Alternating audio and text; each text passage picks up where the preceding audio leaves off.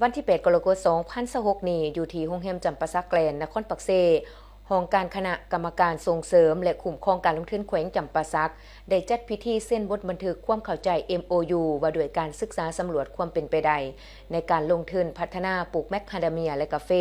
ในเนื้อที่150เฮกตาร์อยู่เขตบ้านพนวนดงเมืองปากซองแขวงจำปาสักระหว่างคณะกรรมการปกครองแขวงจำปาสักต่างหน้าโดย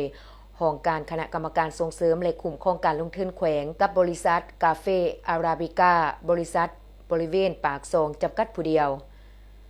ให้เกียรติเขาร่วมเป็นประธานและเป็นสักขีพยานในพิธีครั้งนี้โดยทานพิมพรพันดานุวงศ์คณะประจำภาคแขวงห้องประธานคณะกรรมการปกครองแขวงจำปาสักผู้สินำเวียกงานคงเขตเศรษฐกิจมีฐานเวียนจีทังห้องประธานกลุ่มบริษัทห่วงแองยาลายสเวียดนามพร้อมด้วยบรรดาหัวหน้าห้องหัวหน้าแผนกแผนการกรมกองออมขางแขวงการนำเมืองปากซองและต่างหน้าจากฝ่ายบริษัทเขาร่วม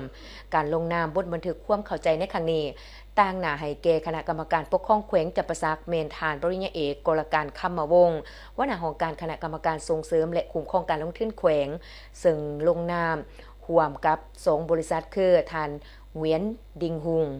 ประธานบริษัทกาเฟอาราบิก้าบริเวณปากซองจำกัดผู้เดียวและทานเหวียนวันหุงอำนวยการบริษัทกาเฟบริเวณเลข1จำกัดผู้เดียวโดยมีทานปริญญาเอกไซญสิทธิ์วิรพัฒน์ห้องหัวหน้าแผนกกสิกรรมและสิ่งแวดล้อมแขวงทานคำขอดมื่นหลวงประธานคณะกรรมการปกครองเมืองปากซองทานเลเวียดเกืองห้องอำนวยการบริษัทห่วมเส้นเป็นพยานโครงการดังกล่าวเมนรูปแบบการลงทุนต่างประเทศหอยส่วนหอยจากสสเวียดนามโดยได้ผ่านทาง MOU ร่วมกันในวันที่24มิถุนายน2026ผ่านมานี้โครงการดังกล่าวมีระยะเวลาในการศึกษาสำรวจทั้งหมด12เดือนตามเนื้อที่กำหนดไว้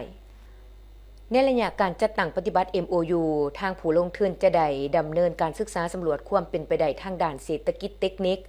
ให้สอดคล้องตามมาตรฐานเทคนิคของสปป.ลาวพร้อมทั้งดำเนินการศึกษาเบื้องต้นเกี่ยวกับผลกระทบสิ่งแวดล้อมของโครงการเพื่อรับประกันให้กับโครงการดังกล่าวเกิดผลประโยชน์สูงสุดทางด้านเศรษฐกิจและเป็นมิตรต่อสิ่งแวดล้อมอย่างยืนยง